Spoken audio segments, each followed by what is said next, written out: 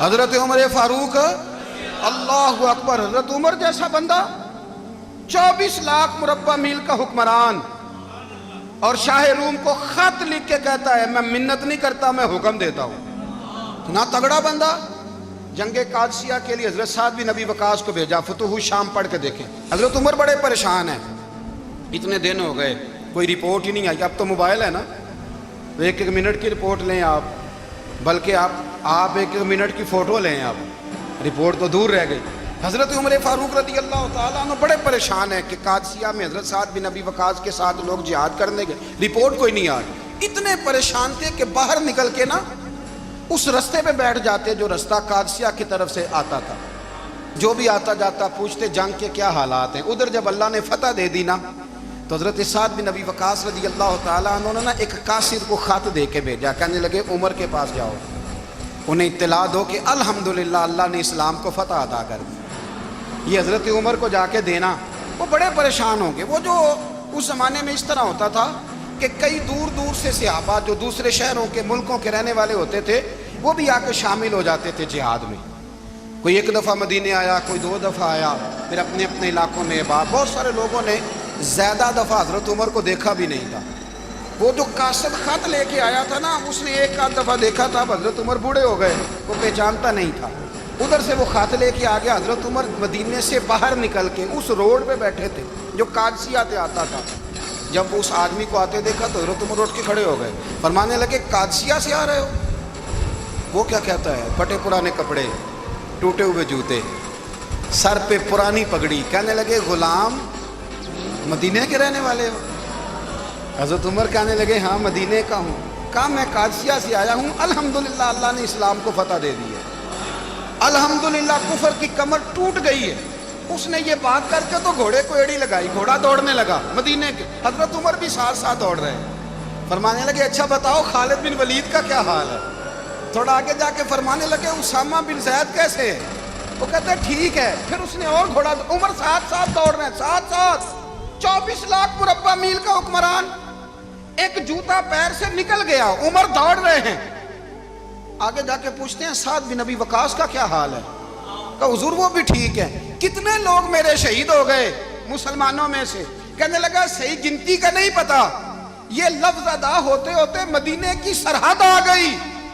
لوگوں نے عمر کو گھوڑے کے ساتھ دوڑتے دیکھا تو کہا امیر المومنین کیوں دوڑ رہے ہیں؟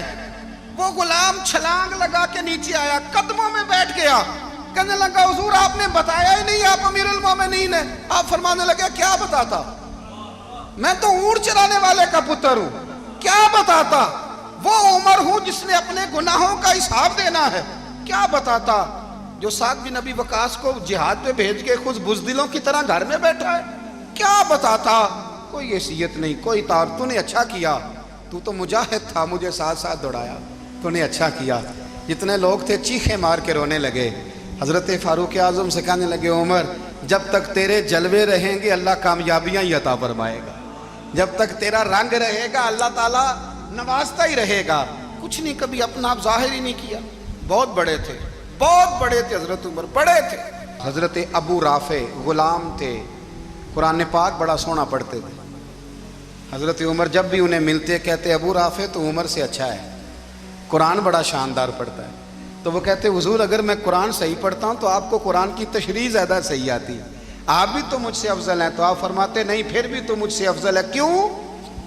اس لیے کہ تو اپنے آقا کی نوکری بھی ٹھیک کرتا ہے اور رب کی عبادت بھی ٹھیک کرتا ہے، اور مجھے خالص صرف عبادت کرنی ہوتی ہے وہ بھی ٹھیک نہیں کر پاتا۔ ساری زندگی اپنا محاسبہ، ساری زندگی اپنے گریبان میں دیکھا، ساری زندگی اپنے آپ کو پرکھا، اپنے آپ کو ٹٹولا۔ 62 سال عمر بیت گئی۔ حضرت حذیفہ بن یمان ایک صحابی تھے، میرے نبی کریم علیہ السلام نا ان سے راز کی باتیں کرتے تھے۔ ہر بندے کا ہاضمہ ٹھیک نہیں ہوتا، سب سے راز کی بات نہیں کرنی چاہیے۔ حضرت حذیفہ بن یمان کہتے ہیں حضور راز کی باتیں بتاتے ہیں۔ مدینہ منورہ میں جو منافقین تھے ان کی لسٹ بھی نبی پاک نے حضرت حذیفہ بن یمان کو دی تھی۔ جب کوئی مشکوک آدمی مر جاتا نا تو صحابہ کہتے ہیں ہم دیکھتے اگر حضرت حذیفہ نے جنازہ پڑھا ہے تو ہم بھی جنازہ پڑھ لیتے۔ نبی پاک نے بھی کچھ جنازے نہیں پڑھے، ترمذی میں ہے، فرمایا عثمان سے جو بغض رکھے اس کا جنازہ نہیں پڑھیں گے۔ حضرت حذیفہ بن یمان اگر جنازہ پڑھتے تو لوگ پڑھتے، وہ نہ پڑھتے تو لوگ جنازہ نہ پڑھتے۔ حضرت حذیفہ بن یمان کہتے ہیں جناب عمر فاروق کی خلافت کے آخری ایام تھے، کچھ دنوں کے بعد وہ شہید ہو گئے۔ فرماتے ہیں آدھی رات کا وقت تھا، میں گھر میں سویا تھا بڑا بے فکر، اچانک میرے دروازے پہ دستک ہوئی، میں گھبرا کے اٹھا، اتنی رات کو کون آیا؟ کہتے ہیں قربان جاؤں، دروازے پہ گیا تو امیر المومنین فاروق اعظم دروازے پہ۔ میں نے کہا عمر کوئی حکم تھا تو مجھے بلا لیتے۔ کہنے لگے میں نا امیر بن کے نہیں آیا، تیرا ویر بن کے آیا ہوں۔ امیر المومنین کی حیثیت سے سرکاری کام سے بلاتا تو وہاں بلاتا، مجھے ایک ذاتی کام پڑ گیا۔ کہتے ہیں میں نے عمر کو گھر کی اندر بلا کے چارپائی پہ بٹھایا، میں نے کہا حضور میں غریب آدمی ہوں، میں کیا آپ کے کام آ سکتا ہوں؟ تو کہتے ہیں انہوں نے نا مجھے ساتھ بٹھا لیا، پھر میرا ہاتھ پکڑ لیا، کہنے لگے تو عمر کو جانتا ہے؟ عمر جھوٹ نہیں بولتا، تو جانتا ہے عمر وعدوں کا پکا ہے؟ کہا حضور جانتا ہوں۔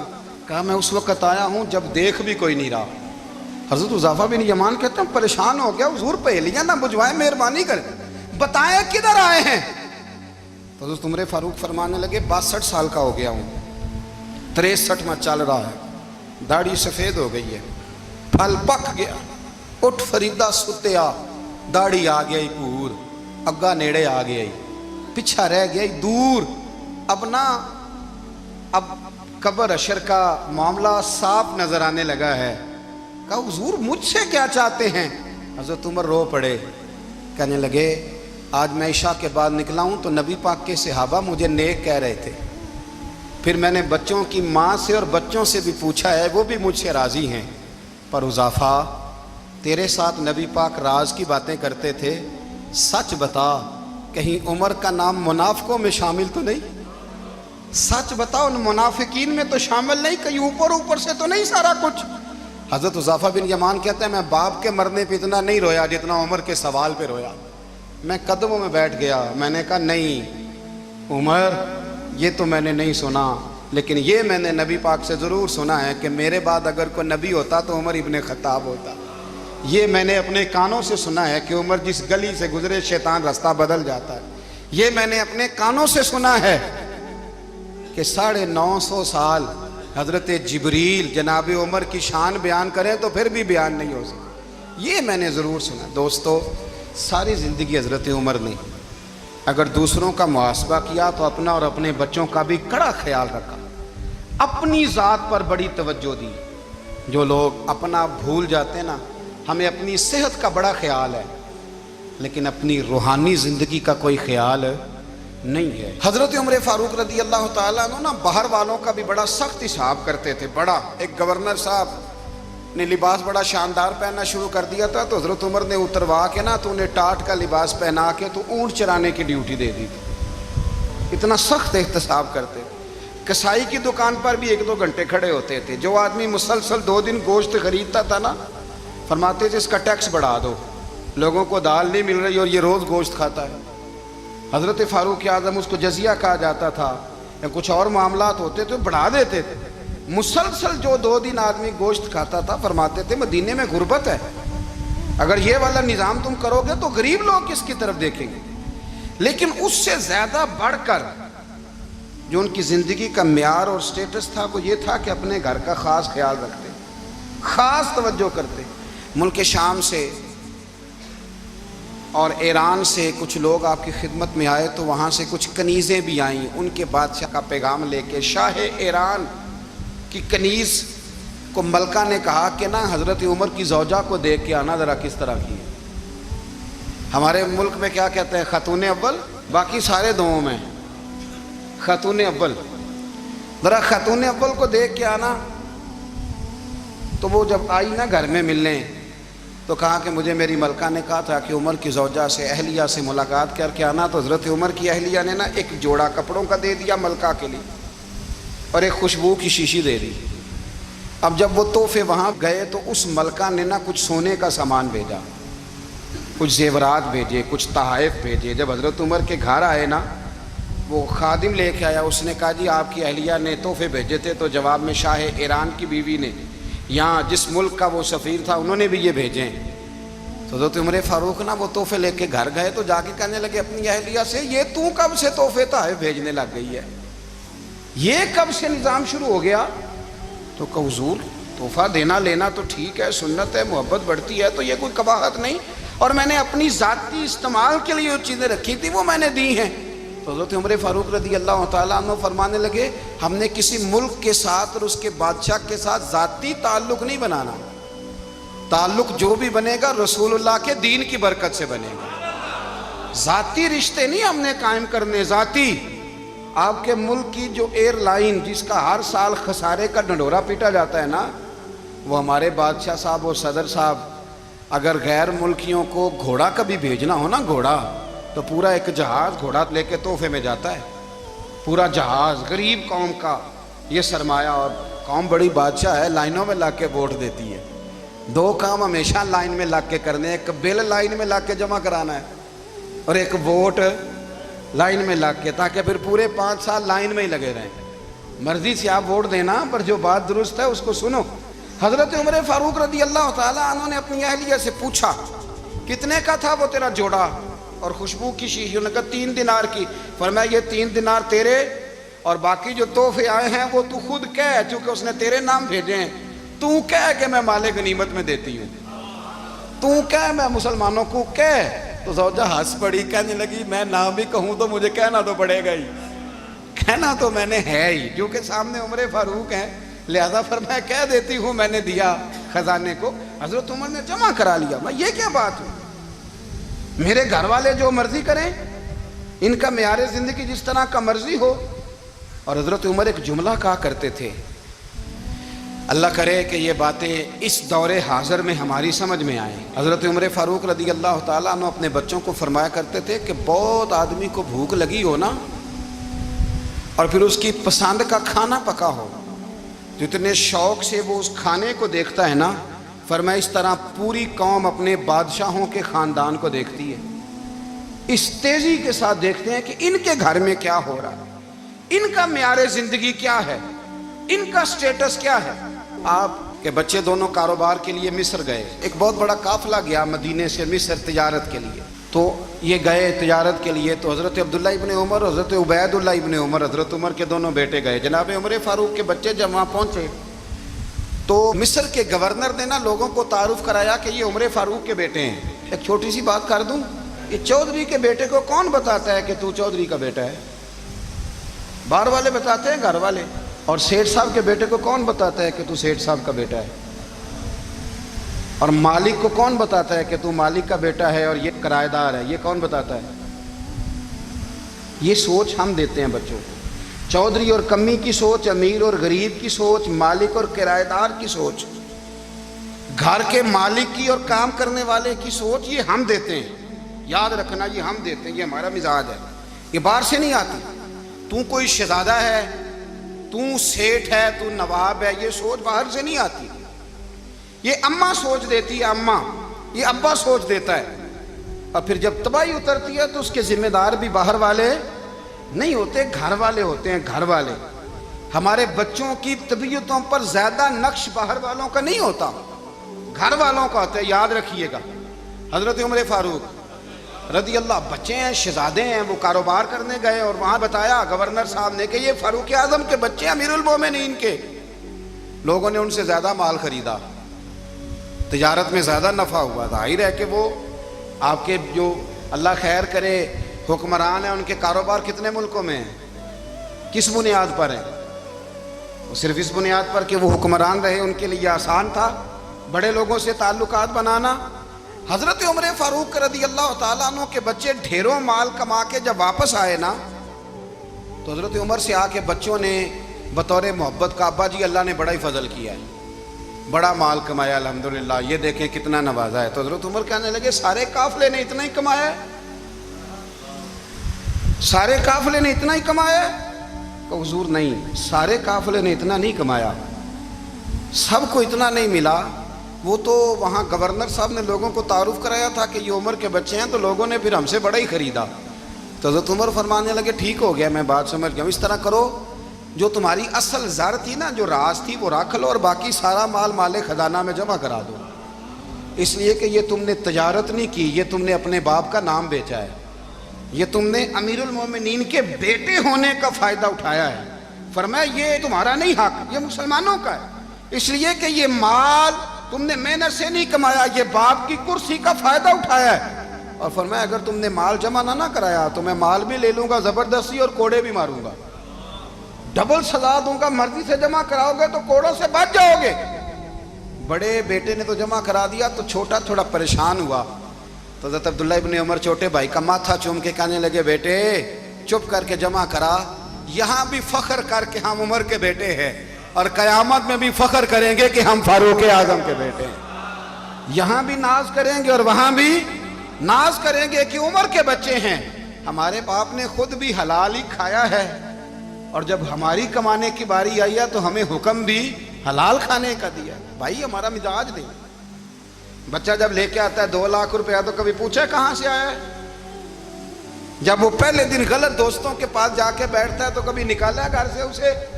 یہ بہت سارے خمیازے ہمیں اس لیے بھگتنے پڑتے ہیں کہ ہم ابتدا میں سوراخ بند نہیں کرتے، جب اس میں شگاف پڑ جاتا ہے، سیلاب آتا ہے تو ہمیں ہوش آتی ہے۔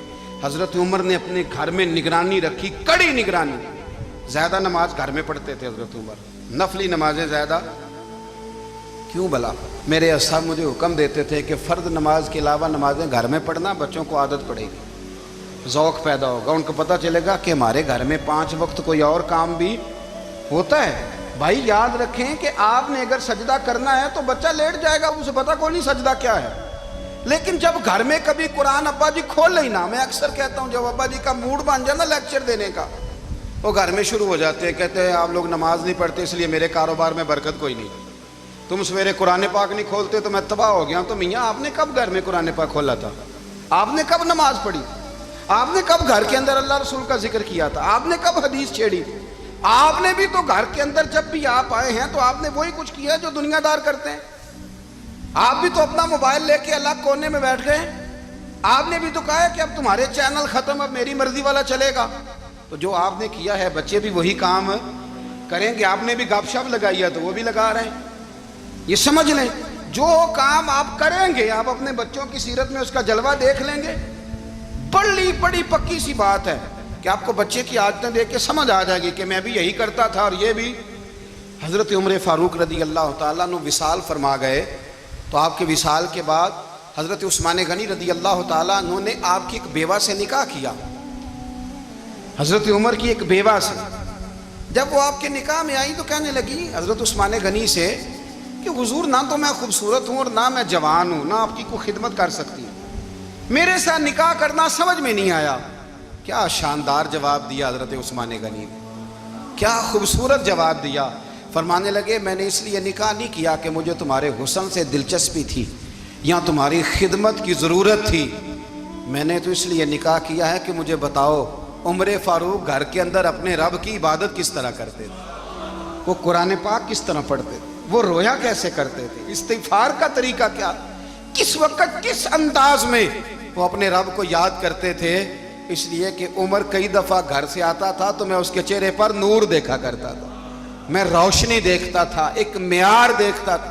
نکاح اس لیے کیا ہے کہ مجھے عمر کی جو گھر کے اندر کی عبادت ہے اس سے آگاہ کرو، تاکہ عثمان غنی بھی چاہتے ہیں اس طرح کے عمل کرو جس طرح کہ عمر فاروق کر کے گئے ہیں۔ بھائی جب تک ہم اپنے گھر میں وہ توجہ نہیں دیں گے، وہ مزاج دیکھیں نا، ہمارے گھروں میں جب نقشہ پاس ہوتا ہے تو ٹی وی لان بھی اس میں ہوتا ہے، ڈرائنگ روم بھی ہوتا ہے، نماز کی جگہ بھی ہوتی ہے نقشے میں۔ صحابہ جب گھر بناتے تھے تو ایک مسجد بیت کا نقشہ پاس کرتے تھے، ذہن میں رکھتے تھے کہ یہ کونا نماز کے لیے، وہاں جوتے لے کے کوئی نہیں جائے گا، وہاں نماز پڑھی جاتی تھی، عورتیں وہاں اعتکاف کرتی تھیں۔ ٹی وی لان تو آ گیا ہے اور گھر کے اندر ٹی وی رکھنے کے لیے تو ایک کمرہ الگ سے بنا دیا گیا ہے، اور اب جو نئے نقشے پاس ہو رہے ہیں اس کے اندر گھروں کے اندر جگہ بنائی گئی ہے جہاں کمپیوٹر رکھے جائیں، اور بچوں کے لیے وائرنگ ہوگی نیچے تاکہ انہیں کوئی مشکل درپیش نہ ہو۔ یہ ساری چیزیں ہم نے نہانے کے لیے گھروں کے اندر اتنے بڑے واش روم بنائے ہیں کہ لگتا یہ ہے کہ سوائے نہانے کے اور کام ہی نہیں کوئی گھر میں ہوگا، ہر چیز آ گئی۔ پر اللہ کرے کوئی تفسیر بھی ٹیبل پہ پڑی نظر آئے، کوئی حدیث کی کتاب بھی ٹیبل پہ پڑی نظر آئے۔ اللہ کرے کہ جس طرح ابا لطیفہ سن کے آتا ہے تو جب تک سنا نہ لے اسے ہضم نہیں ہوتا، اللہ کرے کہ وہ جمعے میں بیان سن کے جائے تو اس کا بھی دل کرے میں اپنے بچوں کو سناؤں. وہ نبی پاک کی کوئی حدیث کہیں سے سنے تو گھر جا کے سنائے. جب تک یہ معیار نہیں بنتا آپ کیسے توقع کرتے ہیں کہ گھر کے اندر اللہ کی رحمتیں نازل ہوں گی؟ آپ یہ کیسے توقع کرتے ہیں کہ گھر کے اندر وہ معیار اور وہ مزاج بنے گا؟ حضرت عمر فاروق نے ذاتی زندگی پر جو توجہ دی، گھر والوں کے معیار پر جو توجہ دی حضرت عمر فاروق رضی اللہ تعالیٰ عنہ نے، وہ بھی بڑی دیدنی ہے. حضرت ابو موسیٰ اشعری کو نا آپ نے وزیر خزانہ بنایا تھا. تو حضرت ابو موسیٰ اشعری کہتے ہیں کہ حضرت عمر کو شیخ خزانے میں رہنے تو دیتے نہیں تھے. ایک دن نا میں صفائی کر رہا تھا اس کمرے کی جس میں خزانہ رہتا تھا.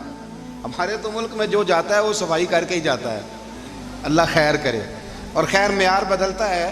جو پچھلی حکومت ہوتی ہے وہ قرضہ اٹھاتی ہے، وہ باہر سے جاتی ہے تو قرضہ لے کے آتی ہے، اور جو نہیں آتی ہے وہ کہتی ہے ہمیں پیکج مل گیا ہے. وہ قرضہ نہیں اٹھاتے. ان کو کیا ملتا ہے؟ یعنی پچھلی نے قرضہ لیا تھا اور ہم نے، واہ جی واہ کیا خوبصورت انداز ہے. اس کا نام بدل کے نا، انہوں نے قرضہ لیا تھا اور ہم نے، میں کہا بڑے شاندار سیانے بندے ہو گئی. حضرت سیدنا ابو موسیٰ اشعری کہتے ہیں کہ میں نے نا مال غنیمت کی صفائی کی تو 1 دینار مجھے نا کہیں پڑا ہوا مل گیا. تو فرماتے ہمیں اجازت ہوتی تھی کہ 1 دینار ہم اپنی مرضی سے کہیں خرچ کر سکتے تھے. اگر آپ ناراض نہ ہوں تو ہمارے ہاں جب چیئرمین صاحب، ناظم صاحب ٹھیکے دیتے ہیں تو ٹھیکیدار ان کا چھوٹا بھائی ہوتا ہے، یا چچا کا بیٹا ہوتا ہے، یا خالہ کا بیٹا ہوتا ہے. وہ خود ناظم ہوتے ہیں اور ان کا چھوٹا بھائی ٹھیکیدار ہوتا ہے. یعنی وہ نا سارا کچھ گھر کے اندر ہی رہتا ہے. گھر کے اندر ایک پیسہ دیتا ہے، دوسرا واپس اس کو واپس کر دیتا ہے. گھر کے اندر ہی. اب تو خیر ہمارے لوگ سمجھدار ہو گئے. ایک بندہ ایک سیاسی جماعت میں ہوتا ہے، دوسرا دوسری میں، اور تیسرا جس کی بھی حکومت آئی حکومت تو ہماری رہے گی نا. ایک بندہ تو ہے نا اس جماعت میں. یہ اچھا لوگوں نے ایک طریقہ نکالا ہے. تو حضرت عمر کے بیٹے گزر رہا تھا تو حضرت ابو موسیٰ اشعری کہتے ہیں میں نے صفائی کی تو 1 دینار نکلا. تو میں نے وہ 1 دینار نا حضرت عمر کے بیٹے کو دے دیا. میں نے کہا لو بیٹا اپنے چچا کی طرف سے تحفہ. تو گھر جا کے انہوں نے حضرت عمر کو بتایا کہ چچا نے پیسے دیے ہیں. چھوٹے بچے تھے. حضرت عمر نے حضرت ابو موسیٰ اشعری کو بلا لیا اور بلا کے فرمانے لگے میں تو تمہیں اپنا دوست جانتا تھا اور تو نے میری اولاد کو ہی دنیا دار بنانا شروع کر دیا. میرے بچوں کو ہی تم نے دنیا دار پیسوں پہ لگانا شروع کر دیا. میں تو تمہیں یار سمجھتا تھا. فرمایا تمہیں چاہیے تھا میرے بیٹے کو نصیحت کرتے کہ بیٹا پیسوں سے رب راضی نہیں ہوتا، اس کی رضا والے کام کیے جائیں تو رب راضی ہوتا ہے. اور فرمایا تمہیں کوئی اور گھر نہیں ملا تھا تباہ کرنے کے لیے، میرا ہی گھر ملا تھا. اٹھاؤ اپنا دینار اور خبردار آج کے بعد میرے بچوں کے ساتھ یہ والی نیکی نہ کرنا. اور ہمارا کیا سٹیٹس ہے؟ دوستی ہے اس سے جو تحفے زیادہ دے، جو بچوں کو خراب کرنے میں مدد زیادہ کرے، اس کے ساتھ یہ رہنا. حضرت عمر نے گھر پہ اور سب سے بڑھ کر اپنی ذات پہ توجہ کی. حضرت ابو مالک رضی اللہ تعالیٰ عنہ کہتے ہیں میں عمر کے پیچھے پیچھے ایک باغ میں گیا، اکثر اس باغ میں جایا کرتے تھے. اور عمر جا کے نا تو درخت کے نیچے بیٹھ گئے اور فرمانے لگے او امیر المومنین اللہ سے ڈر جا، ورنہ جس رب نے حکومت دی ہے وہ عذاب بھی بڑھا دے گا. ڈر جا رب سے. کبھی ساری زندگی حضرت عمر نے اپنا کوئی تعارف نہیں کرایا، کبھی نہیں. ایک بندے نے آپ کے سامنے تعریف کر دی آپ کی تو فرمانے لگے تو خود بھی ہلاک ہوا اور مجھے بھی ہلاک کر دیا. کیا ضرورت پڑی ہے میری تعریفیں کرنے کی؟ اتنی دیر میری تعریف میں لگائی. اللہ کا ذکر کرتا رب تجھے ثواب دیتا، حضور پہ درود پڑھتا تو رب تیرے اوپر رحمتیں نازل کرتا. کس چکر میں؟ آج جتنا اچھی کوئی خوشامد کرے اتنی اچھی وزارت ملتی ہے، جتنی اچھی اس کو جو ہے وہ چاپلوسی کرنی آیا درجہ بھی اسے اتنا ہی اچھا ملتا.